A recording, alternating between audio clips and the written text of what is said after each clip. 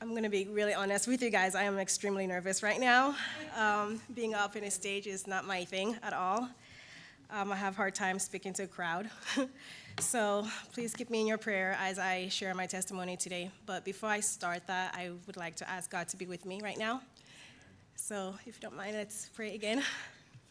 All right. Dear God, thank you for bringing us together today. I am grateful for this chance to share my story and connect with everyone here. As I talk about my journey from Sierra Leone to America, I pray that you help us remember that we have a good plan that you have a good plan for each of us. Just like it says in Jeremiah 29, verse 11.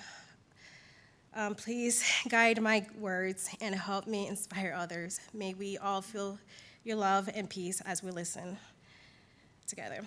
Thank you, and please be with me right now as I speak. Amen. Okay.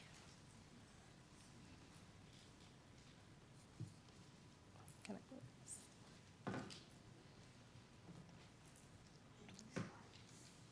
I- All right.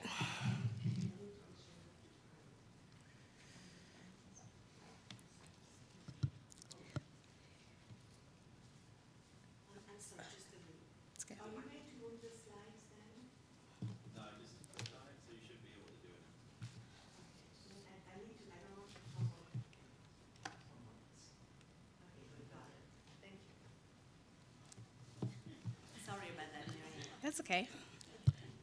It gives me a chance to breathe. Good.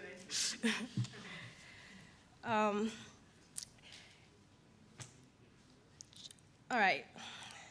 You can turn to Jeremiah 29, verse 11, but I also have it up here, as you can see. It states, "For I know the plans I have for you, declares the Lord, the plans to prosper you and not to harm you, plans to give you hope and a future." So this verse shows that God guidance.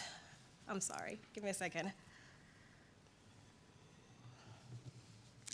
So this verse shows God's guidance and purpose in my life.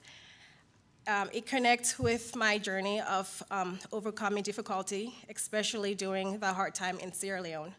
From the chaotic civil war to adjusting to a new life in America, I have been amazed by how God has showed me that there is a bigger plan, even with the hardship that I went through. I believe there is hope and a brighter future ahead. With this belief, inspires me to serve my country and help those who have gone through similar struggles with that.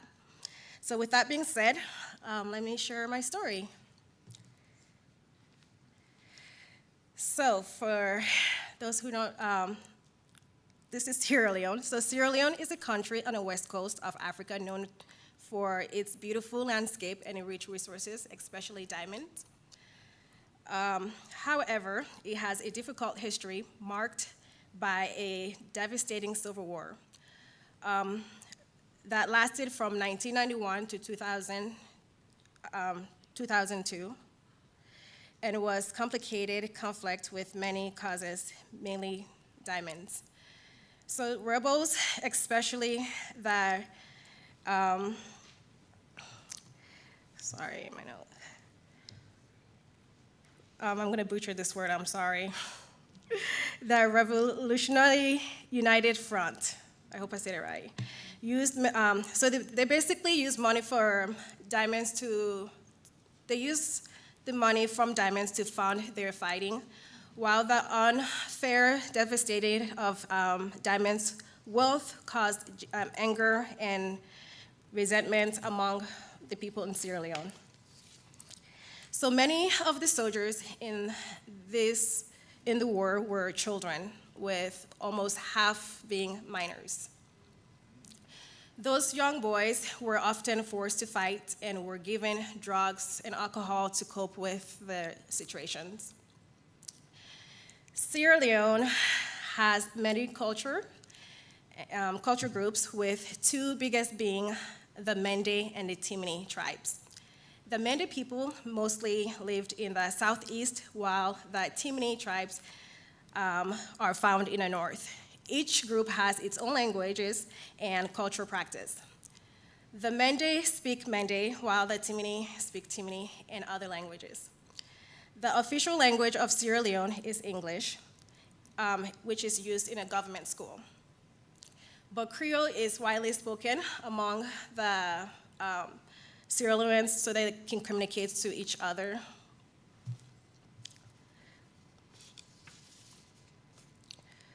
I am part of the Mende tribe, and which has a rich culture and a strong community ties. So traditionally, Mende people are farmers, fishermen. They grow crops like rice and cassava. That's how they support their families. Family and communities are very important to the Mende. Many Mende people follow traditional beliefs, but some are Christians or Muslim. Music, dance, and storytelling are an important part of our culture and reflect our history. Overall, the Mende tribe has vibrant culture that adds to the diversity of Sierra Leone, and they worked hard to keep their tradition alive. So Christian and Islam are the two main religions in Sierra Leone, and people from both faiths live together and respect each other's culture, beliefs, I mean. So my birth name is Janet. Given to me, it was in honor of my aunt. It was my dad's sister who actually passed away before I was born. Her name was also Janet. I came into the world in a small village called Jama. 3 years into the war, in my tribe, the Mende, was customary for a man to have multiple wives. So a practice that is becoming less common among the new generations. Growing up with two mothers felt completely normal to me. I cherish them both, especially as my stepmother treated us like her own children. However, the dynamic of having two wives sometimes lead to tension and jealousy, particularly when my father showed favoritism toward one over another.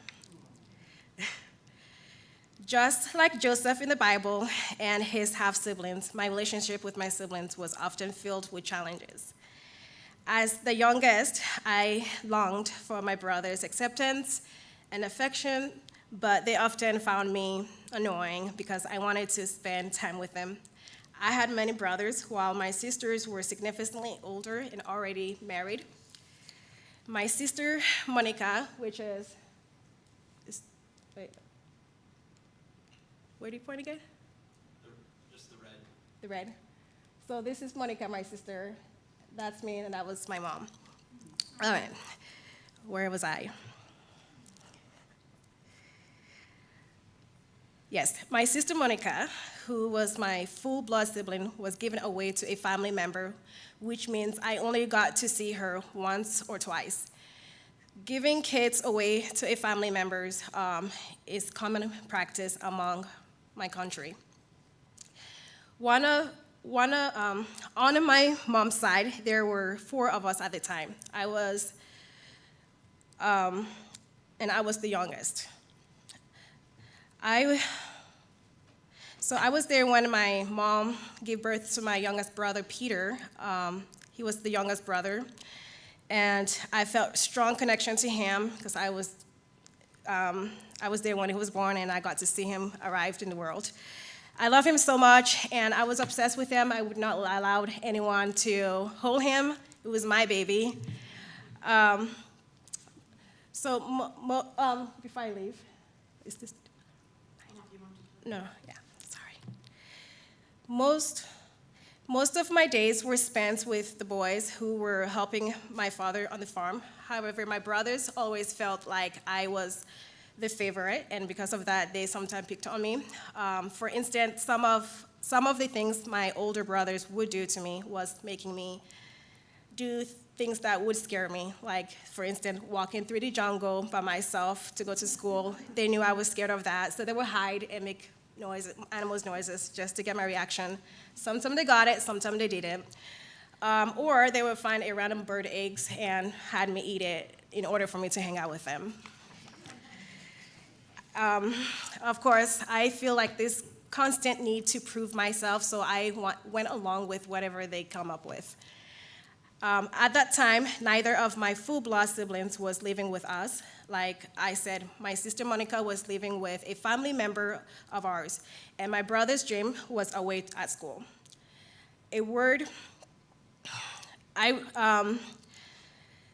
I would carry my brother Peter on my back. It was my job as a kid to care for him, and also in my culture, while it doesn't matter what age you're in, if you're a certain age, like if you can walk and talk, you can work. So our job was to oversee, to look at the rice field, to make sure no bird ate the rice. My dad was a farmer in my village. So yes, I will be taking care of Peter and looking after my brother, and also looking after the rice. And that's Peter, my little brother that I'm talking about, and that's also him. And this used to be like a place where I used to climb to oversee all the rice to make sure no bird will eat it.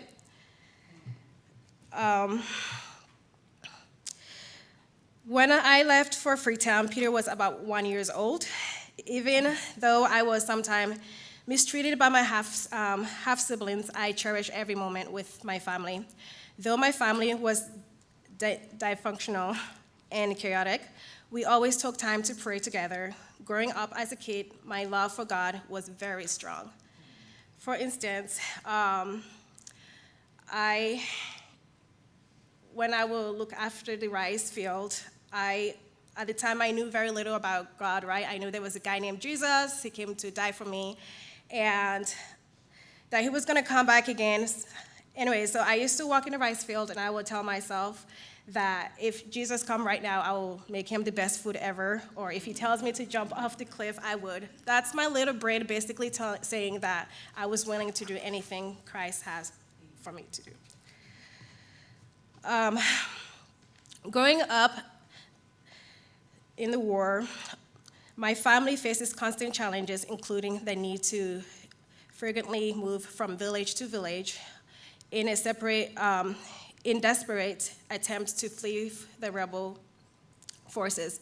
Even as a child, I remember seeing dead bodies. One particular incident stands out vividly in my memories. Sorry, our village was attacked by the rebels.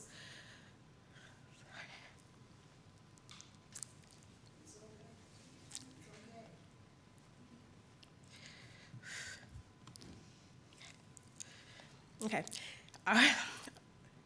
Our village was attacked by the rebels. My parents quickly gathered us children, and we ran in the jungle to hide.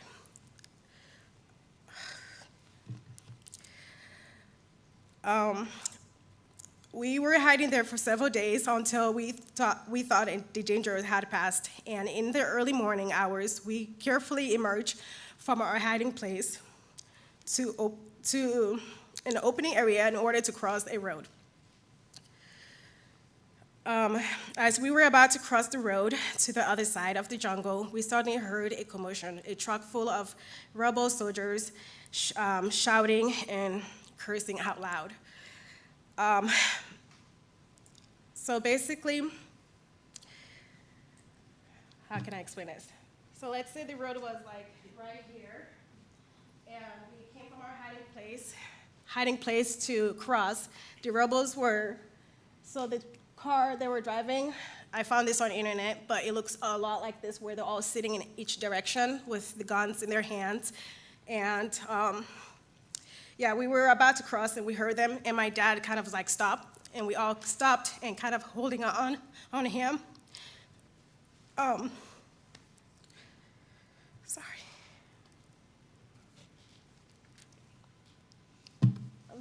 No,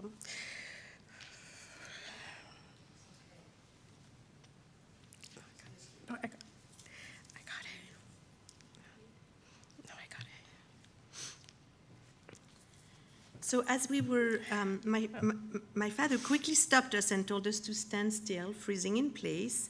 We had no choice but to hunch down, exposed, hoping and praying that we would not be seen. The Lord heard our prayers and covered us with his hands. Okay. Good. So as the truck approached, the armed men continued their obnoxious behavior with guns pointing in all directions. They were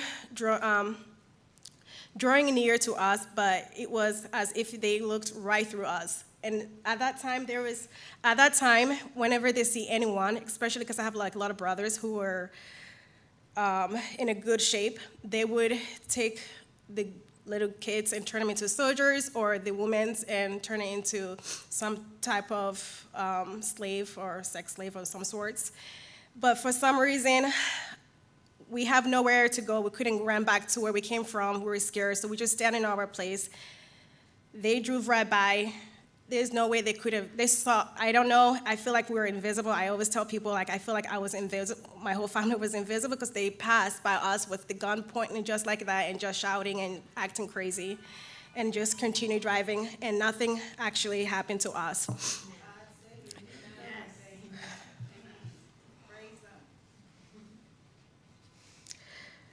Our family walked away unharmed, our lives spared by what I can only describe as a divine intervention. As a young child, around the age of 3, I was told that I would be going to live with my aunt, who was also my godmother. She had apparently made an agreement with my parents when I was a kid. The agreement was when I reached a certain age, she could come to live with, she will come and get me from my parents and live with her in the city called Kenyama. Though I didn't know my aunt very well, I was excited at the prospect of seeing new places and living with her. I didn't fully understand it at that time. I was happy to go with my aunt, eager to see different things. We lived together in the city for less than a year before having to return to the village. The rebel force had made the city too dangerous, with constant bombing and gunfire. I vividly remembered huddling with others in a hiding spot at the city, terrified as the violence raged around us. Seeing the bodies and the children devastated with loss the next morning was heartbreaking. My aunt then decided it would be safer to return to the village. There, she fell in love with a man named Alassane, who was originally from the capital of Freetown. He had come to our village in search of diamonds. After a quick romance, my aunt and Alassane decided to return to Freetown, taking me with them. This would be the last time I actually saw my family in the village. So wait, can you go back to the? So when we went back to the village, this was the hut my aunts and I were living in, by the way, and it's still standing, which is unbelievable to me. All right. I'm feeling very vulnerable right now sharing this picture. I never wanted to share this, but I'm being vulnerable today, so yeah. So in Freetown, I found myself living with Alassane and his daughter and his extended family. They spoke different languages. They were Timini, so they spoke Timini and Creole. So I quickly had to learn Creole so that I can communicate with them. I adapted the best I could, but the war continued to disrupt our lives. Eventually, Alassane and my aunt decided to return to the village, leaving me behind with Alassane's mother, whom I called Yema Binti, meaning Grandmama Binti. I really grew up grew to love her. She was a devoted Muslim, but she welcomed me and treated me as her own, never making me feel like an outsider.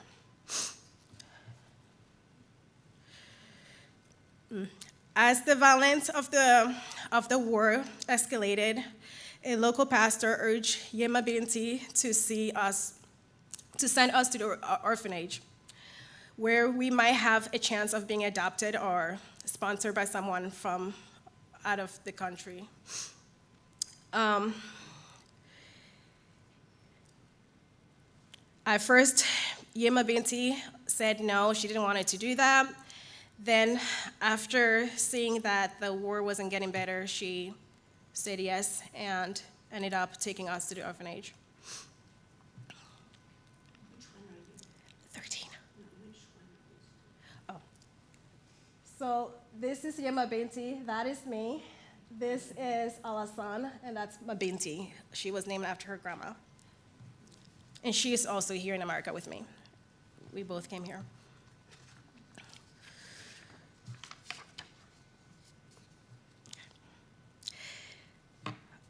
Here I am at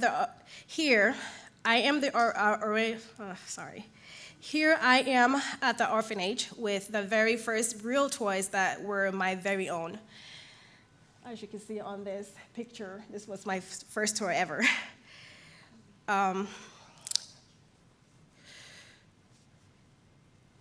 You can see the homemade toys I would make for myself. After about a year and a half at the orphanage, we received the incredible news that someone in America was interested in adopting us. I was filled with joy at the thought that, especially considering that both of my sister and I were older than the other children there. Surrounded by the babies and toddlers, it was surprising that we were the one chosen. At that point, I was 8 years old. And I understood that most people would typically prefer to adopt a child, a baby.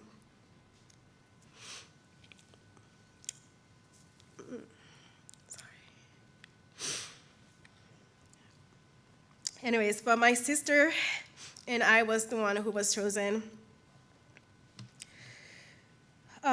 Leaving America without being able to say, sorry, thank you.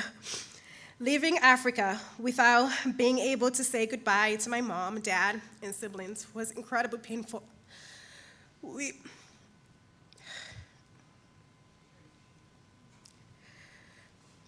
really, sorry, thank you.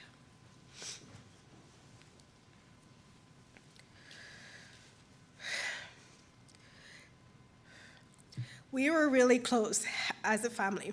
Yet when my aunt took me away, I never had the chance to officially say my goodbye. I've missed them deeply every day since.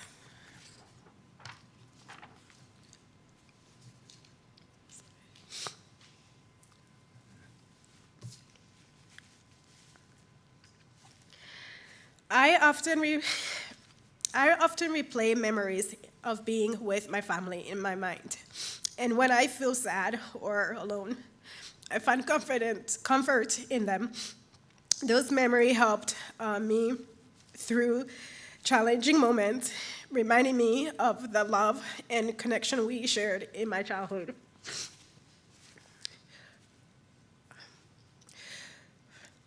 But the excitement of leaving a war-torn country for America, the promised land I'd always heard about, was overwhelming. Yet there was also a deep, deep sadness in leaving behind everything and everyone I had ever known.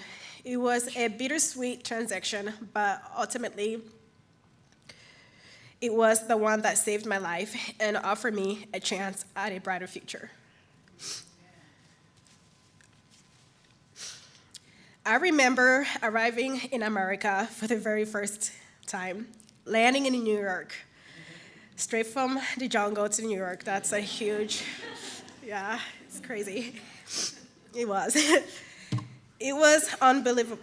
It was unbelievably the brightness, the beauty, the breathtaking sights all around us. Everything was just like, wow, I'm dreaming.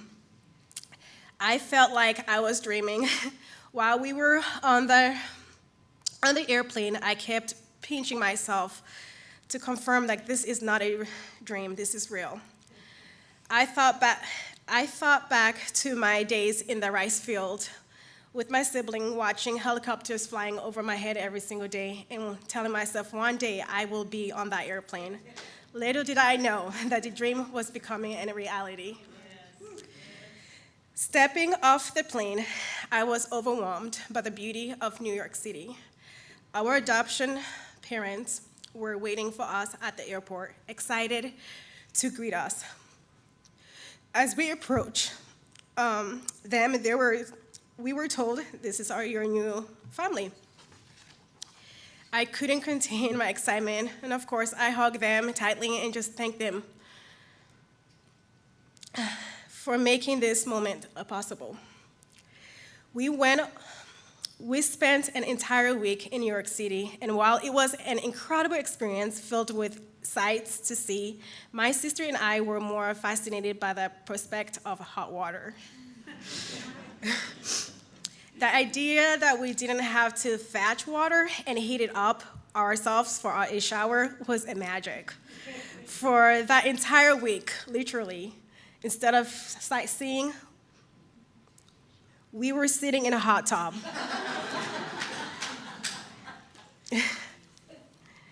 Of course, our family at the time were really entertained by us. When our parents suggested we explore the city, we politely declined. Our limited English skills made communication challenging. We knew only a few phrases like, "Hi, my name is," or "How are you?" So we relied on a gesture and pointing at things to get by while gradually picking up the language. After our stay in New York, we were told it was time to head home. Confused, I thought New York was home. I didn't realize we were going to California. To me, New York was America. And I thought California was a different country, so I was really confused. We landed in Santa Barbara, and I quickly fell in love with it. Being close to the beach was wonderful, but what struck me most was the place was that peace that surrounded us. There were no sound of gunfire, no chaos, just calm atmosphere. It hit me hard that my home country was so different. I began to feel a sense of embarrassment and shame about the violence and the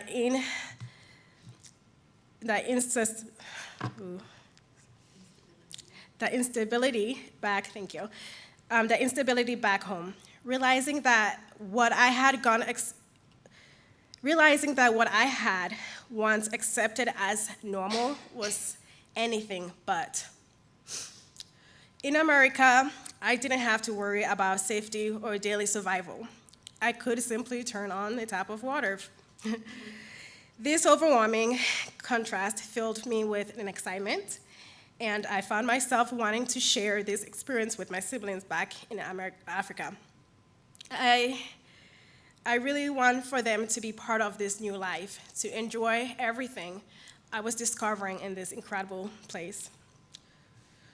However, Catherine, my adopted mother, didn't understand our needs.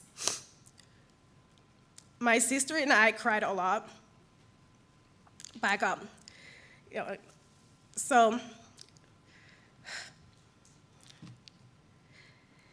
My sister and I cried a lot, struggling with the transition and needing some kind of counseling. for what we'd been through, but we didn't get it.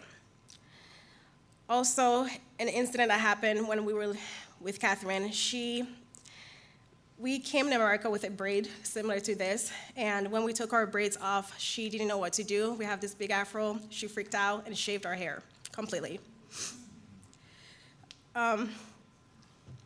Catherine was overwhelmed as well, often crying. I remember seeing her crying a lot, and I realized she was also dealing with her own issue. Catherine wanted us to change overnight. She called Deanna.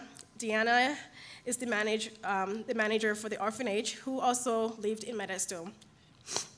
So during the war, she would go from America to Africa and bringing kids to be adopted and raising fund and stuff like that. So yeah, Catherine reached out to Deanna and basically told her that she would like to send us back to Africa. But Deanna told her that that was impossible, the war was still happening, that she can't do that. Instead, she said, I will come and get them and they can come and live with me until you change your mind if you want them back.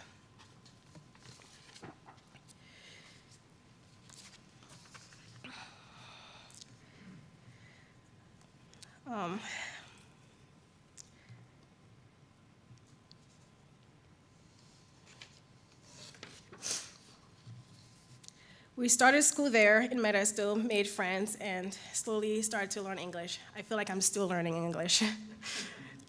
The teacher who taught us English found out about our situation and reached out to a family she knew was looking to adopt kids. One day, Deanna brought them to meet us, and we hit it off immediately. My dad, who loved to tease, and of course, I was a teaser, so we had fun teasing each other. And my mom was more like quiet, warm, and loving. I remember asking Deanna after our visit if they're going to be our parents, and she said they were working on it.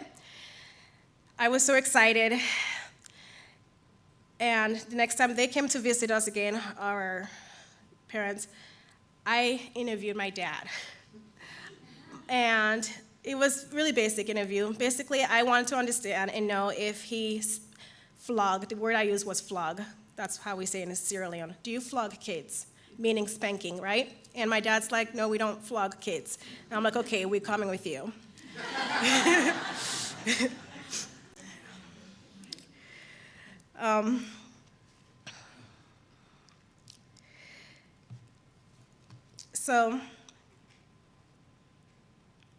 And by the way, my parents who adopted me, they were in their late 50s when that happened. So that's my mother's. Her name is Sandra.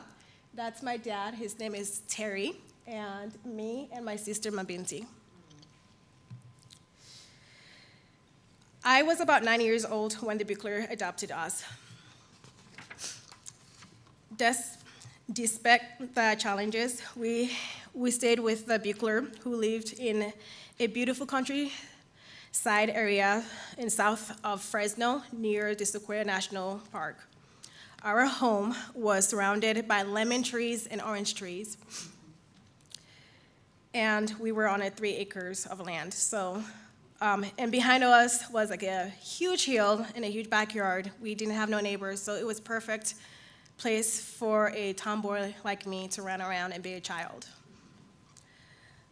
Living with the Buechler, I began to learn about God. My dad was a pastor, and my mom was a nurse. They never forced their beliefs on me, but I was curious. Back in Africa, my family was Christian, and I knew very little about Jesus, but here, my dad offered a Bible studies, and I eagerly joined in with my friends. My mom's vegetarian cooking was new to me, especially when I'm used to eating anything in Africa. But it was so delicious that I adapted to their lifestyle without missing meat. As I settled into their home, I started to have dreams about my family in Africa, fearing that they had died. My mom prayed with me and comforted me, reminding me it was just a dream. I became increasingly interested in sharing the Bible with my family in Africa, feeling that God had purpose for me to return and share what I was learning. I often talked with my mom about my dream of working in the village where I was born. I wanted to become a missionary doctor, and she encouraged me to pray about it, offering her support if this was God's plan for me. When I was 15, I went on a mission trip in Kenya, and I felt strong calling to serve God and my people in Africa. I shared this with my mom, who was excited for me, but life took a different path. Despite my dream to become a missionary doctor, I faced challenges due to my learning disability and didn't finish college. Homeschooling during my teenager years left me behind in my studies, and I eventually found out that I do have a dyslexia, severe one actually. My mom supported me through homeschooling and later attending Weimar Academy and charter school, where I found better learning and an environment. When I was 18, my mom, Sandra, was diagnosed with a stage 4 brain cancer. Her illness devastated me, and I struggled to cope with her loss when I just turned 20 years old. After her passing, I turned my anger toward God, rebelled, questioned my faith. I felt empty, realizing I wasn't fulfilling the purpose I believed God had for me. Despite my rebellion, I always prayed that God wouldn't let me go, and eventually I understood that the life I was living I no longer aligned with that. I no longer aligned with that, with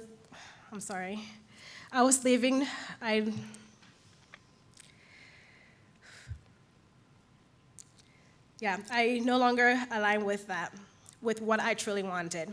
I realized that the world had nothing to offer me, and I was grateful that God never let go of me. Since I moved to America, I have always felt a deep longing in my heart to return to Sierra Leone, like I mentioned, and unite with my family. For many years, I believed this dream was impossible. When I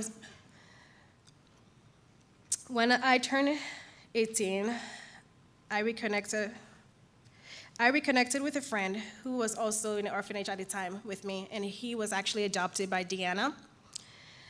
We found each other on Facebook, and during our conversation, he asked me if I returned back home, and I told him no, and I told him I have not yet, and he asked me, have you found your family somehow? And I was like, no, I didn't know how to even start searching for them. So he asked my permission if it would be okay to give my information to a lady named Frances, which is here. Frances is the lady who took this picture, by the way. She was, I would say, like a social worker. During the war, before we went to the orphanage, she will come and check on us to make sure we were okay and help with whatever we needed. And so my friend was able to contact her, and she, of course, remembered where we were living and went back and scout the place to see if she recognized anyone, which she did. She saw Yema Binti, and that's when she asked Yema Binti and told her, like, hey, Janet been trying to reach out. Can I have your information? So that happened, and I was able to contact Yema Binti shortly after that, and of course,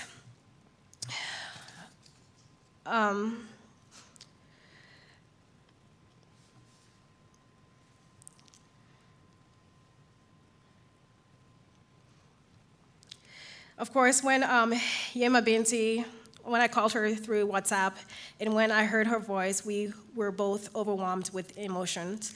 Although communication was challenging due to the language barrier, I no longer speak the language, Yema Binti managed to connect me with one of her daughters who spoke English, allowing us to communicate more efficiently. Through Mabinti, I was able to get in contact with my biological family. I was eager to visit them, but whenever I would plan, something happened, such as Ebola. And when I was 18, Ebola happened in my country, so I decided I would not go.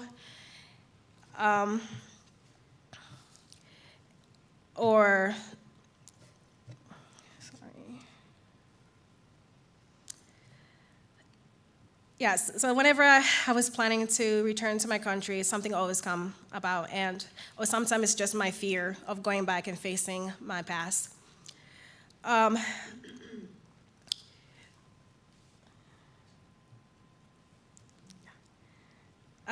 forgot to put this in, but in my life story, when I was 23 years old, I married my husband. He's standing back there. We were in Orange County when we met, but to make a long story short, we have now been married for 8 years, and he has been very supportive of my interest to go back to my country. So every time I plan I'm sorry, I already said that, sorry.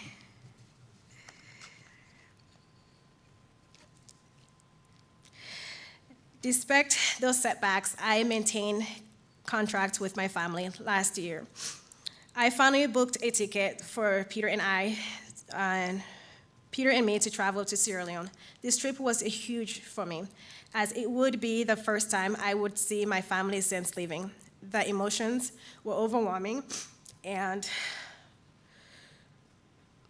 I was filled with excitement and some anxiety, of course, remembering both good and bad memories of my childhood. However, upon arrival, I discovered that the reality of my family dynamics was different from what I imagined.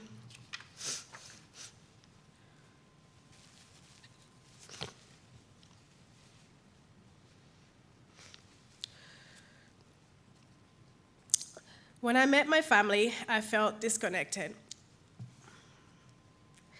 When I met my family, I felt a disconnect that I didn't anticipate.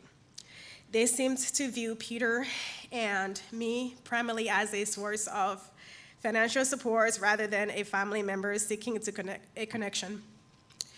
Although the language barriers made meaningful conversation difficult, I really hoped for a deeper connection with my parents and siblings. I was struck by the size of my family. I found out I have 17 siblings. Yeah, we are a huge family. It felt like the half of the village was related to me, and every day someone new would introduce themselves as a cousin. Now, I don't know if it was true or not, but they said we were family, so we were family. My family still lived in the hut where I was born, which is crazy to me. And during my visit, I witnessed the complexity of my family situations. The dysfunctional I encountered was not unique to my family. It was the reality of many in Sierra Leone. Despite the disappointment I felt regarding my family dynamics, I also felt a profound sense of compassion for them and for people in Sierra Leone. I had always known I wanted to return to help my country, but struggled with knowing where to start. During my trip, I realized that this journey was not just about reconnecting with my family. It was about discovering how I could help. Through my church community, I met Dan, who had much experience with mission trip and was willing to meet us in Jama. He was able to help us scout the place for a possible outreach. So I'm with my parents, my mom, me, and my dad.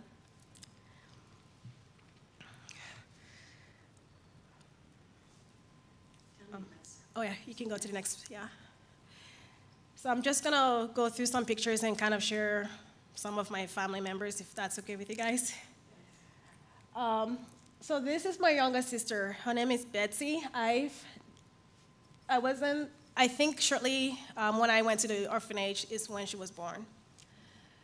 And my brother, apparently we were both about the same age growing up. We were, yeah. And this is my older brother, one of them who was picking on me. But yeah, I forgot his name, I'm embarrassed to say. He has like a really hard African name to pronounce, so I don't remember. This is my little brother. We're full blood. His name is Shuku. This is my other brother. This is my oldest brother, full blood, and yeah. And of course, Peter with all the kids. You can go to the next one. So this is how Jama looks like, my little village. It actually grown a lot because when I was there, it was just huts. They didn't have buildings like this. And it's bigger now, like the area. It doesn't look like a jungle anymore, which is weird. I think they cut a lot of stuff, wood. But yeah, this is Jama, and this is how they build their houses. If it's not like the clay way, then it's this way. And this is a clay, yeah. So this is the entry to Jama when you're driving. And here, the other side of this is like where they do their gardens, they wash their clothes here, they drink this water too. They use this water for everything pretty much, and gardening. Nope, no hot water. One morning, the village ladies decided to come and sing and dance for us. This is them around Peter dancing, and of course, they want us to give them a tip. And of me watching my brother fish. So this is how they cook. They cook outside, and I remember doing this as a kid, so I had the privilege to do it again. Everything is just out there in this space. Exposing. Next. And this is the first day Dan came actually to join us to help us scout that place. And my brothers. This is Francis. I hope his eyes was open, but he's the guy who, his family live in my village, and he's also trying to help us with everything with this mission. And my brothers, of course. This trip solidified my commitment to finding ways to support my family and community back home. While challenges remain, I am inspired by the strength of the people and their resilience. With God's guidance, I am determined to pursue the avenues for assisting and support. I believe that together we can foster a positive change in Sierra Leone. So during my recent visit, we met with the village chief and his council, who shared that the most pressing need for their community is training center for adults. This facility could transform lives by providing essential marketable skills and entrepreneurship, empowering individuals to create a better future for themselves and their families. We were fortunate to connect with a local architect who established that the project would cost about $55,000. I am excited to share that my local church, the Quincy Seventh-day Adventist Church, is relying to support this dream. We are in a process of fundraising to build a multi-purpose facility that will serve both as an adult training center and a place of worship. Gratefully, the groundwork has already started. The village is making available about 5 acres for the project. Our vision is to fundraise for the building and for basic furniture and equipment first. Then we will locate teachers in Sierra Leone who can offer classes like sewing and entrepreneurship as a start. While we are there, we hope to help finish building the multipurpose building and also provide vocational Bible school and a basic health training. Our team members will give you more details next.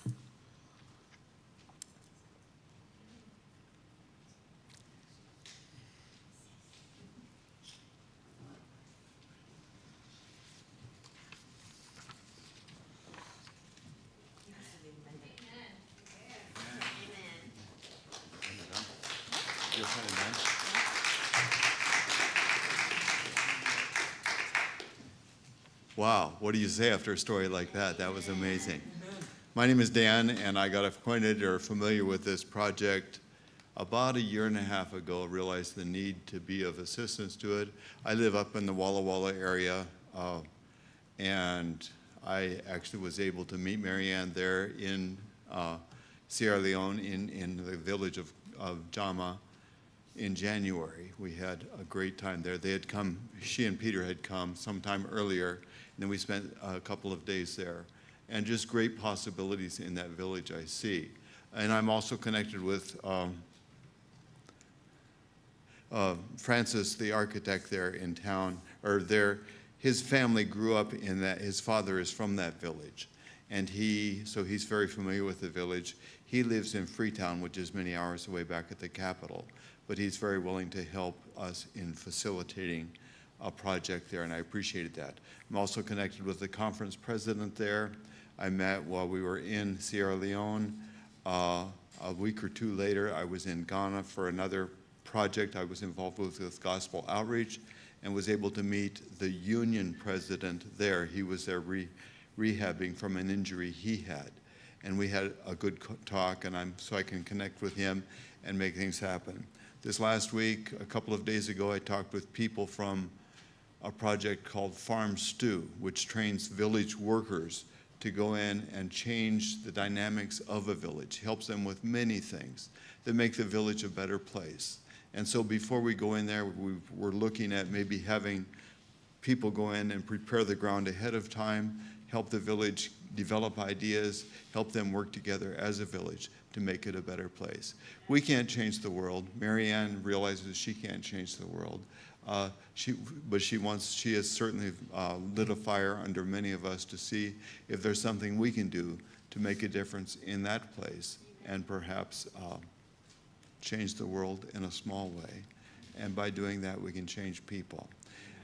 I also had the privilege of meeting Marianne's dad. He lives 20 miles from where I do, up in the Walla Walla Valley. We had a great talk, just a great talk. What a great man. I appreciated him very much. What a big heart. And I learned a few things about Marianne I hadn't heard about before, but I won't go into those right now. So it's so good, and I'm just excited to be part of this project. And we're talking about doing a mission trip, not this coming Christmas, New Year's time, but probably in about a year.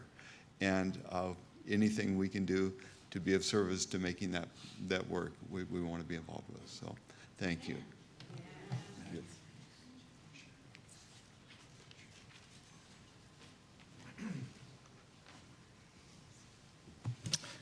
I think most everybody knows me already, but I've been interested in mission work for a number of years.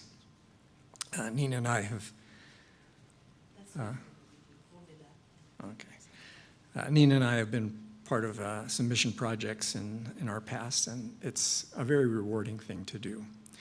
And so we were excited when we were asked to be part of this and part of the team and have an opportunity for this worthy project for the people of Sierra Leone.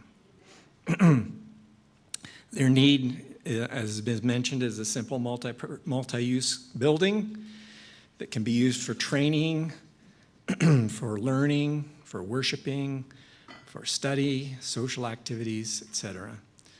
And So I'm encouraged if we can be part of that.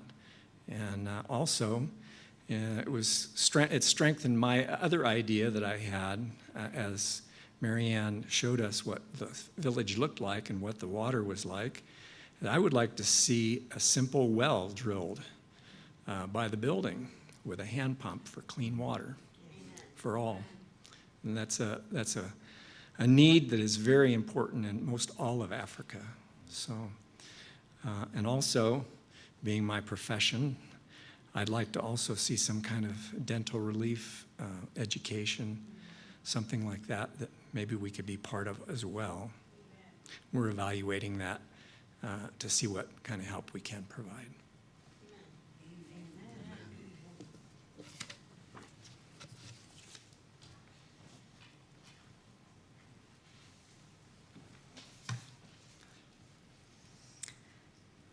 So the first time Marianne came through the door here and attended our church, it was about 3 years ago. Her electric smile lit up the room and drew me to her, and it was bond at first sight. She soon became a daughter to me, and Marianne calls me her spiritual mom. While we were packing shoe boxes a couple years ago with the youth here in the fellowship hall for Operation Christmas Child, Marianne was helping, and she said, you know, the first toy I ever had was in the orphanage I was in Sierra Leone. Did you see that picture, that doll? Because we were packing dolls and things like that, and it impressed her. And she showed me that picture. She had saved it on her cell phone. And now Marianne is ready to go to her village of origin and bless her people with felt needs of physical and spiritual needs. I want to meet her family of origin and be part of this blessing and Marianne's dream. Just yesterday, I received a phone call from an anonymous donor for this project,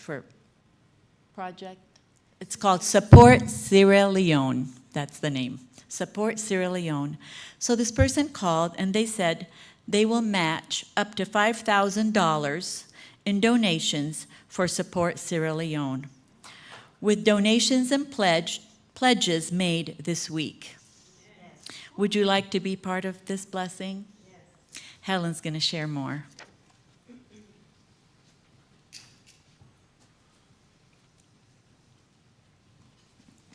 Hi. So, you know, I've had the privilege of getting to know Marianne better and better, and I did ask for kind of an unofficial adoption. Could she adopt me as her mom? And she said it herself. She's used to multiple moms. So here we are, the team. So, you know, in helping her even with the script and so on, she made me mad because here, you know, the whole story is, to me, in my Westerner mindset, it's abandonment after abandonment after abandonment. And she wants to give back to her village. You're giving back. That word doesn't apply, but that's, to me, that she's helping me to really understand God's love. We abandon him, and all he wants is to get back in touch with us and bless us. And just like, wow. So we have several things going. So before we go to talking about offering, I do want to tell you, and I'm going to need some help. So let me tell you about the letter first. So we made kind of an old-fashioned printed fundraising letter.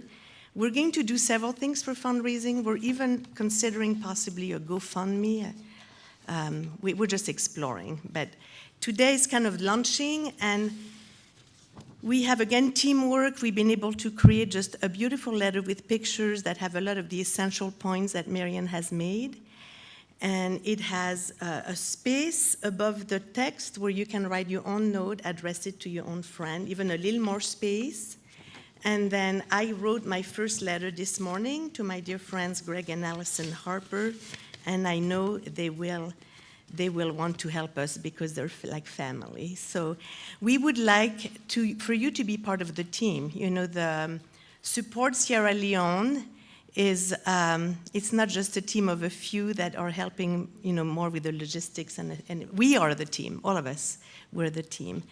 And so we ask you, there's so many ways to contribute. One of them, I think, and the most important, if you don't have a penny to contribute, is to pray. Because prayer, it's already been, even that first trip, just connecting with Dan, connecting with Francis, the architect, and also, some people have had, it's been so good to talk about the project because some friends have brought up, I've given money several times to different projects and it was siphoned away. It never made it to the actual project. So we want to put your mind at ease that through the Seventh-day Adventist Church is kind of a worldwide church, so it has it's quite organized with divisions and area. So the Sierra Leone is kind of its own conference. And so we're going to funnel the funds. For now, that's what we are planning to do, unless Dan also has some ways of funneling funds from the States to the project. But I just want to tell you that your money will be well taken care of. It's not going to be siphoned by who knows who.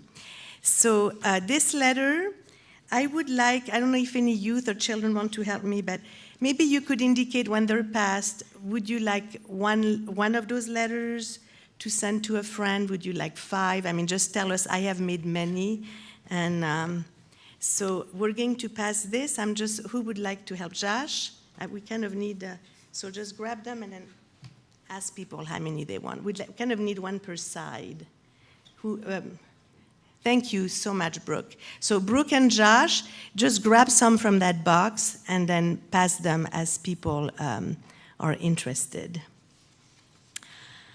And so this would be just a commitment to maybe sending that letter sooner than later. The date, I've put summer 2025, so we have time. But with this amazing matching pledge, we certainly, the sooner we can pass it on, or even people at work that are interested in helping.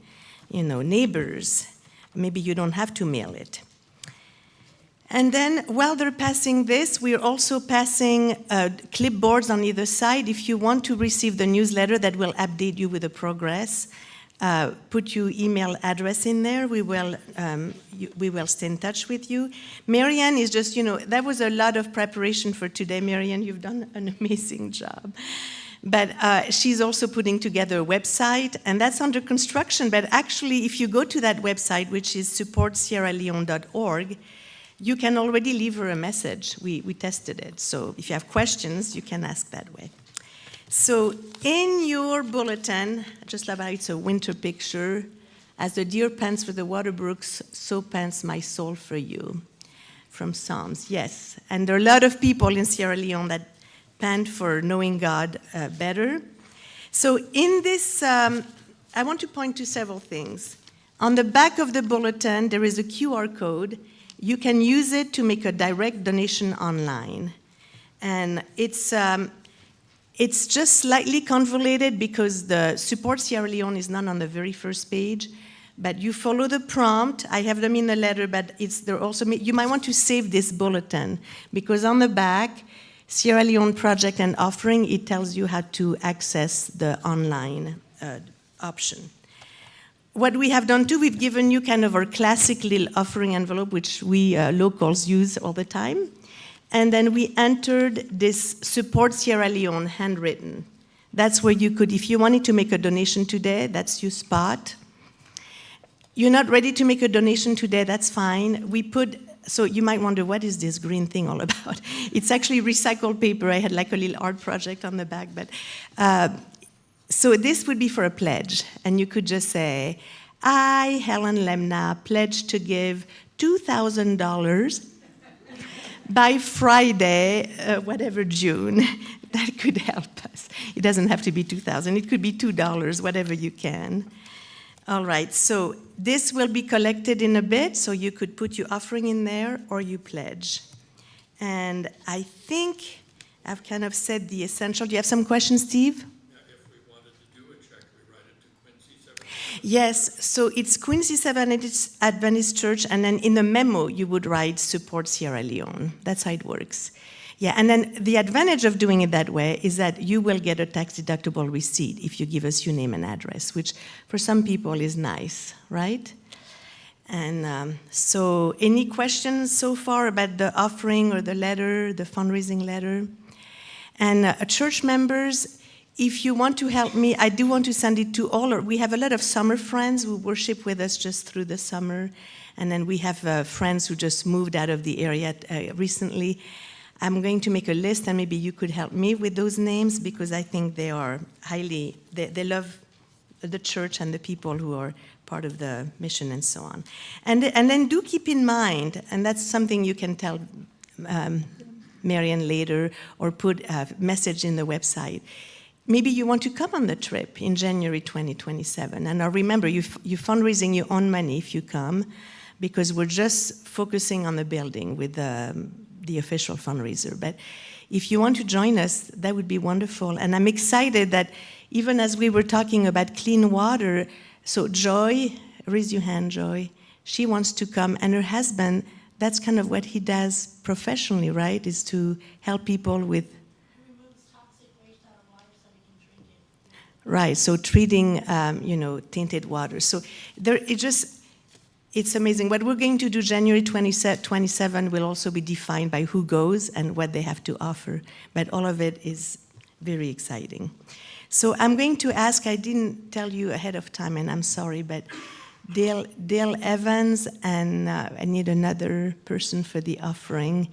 Oh yeah, thank you, Abby. Dale, Evan, and Abby are going to come through with the offering plates.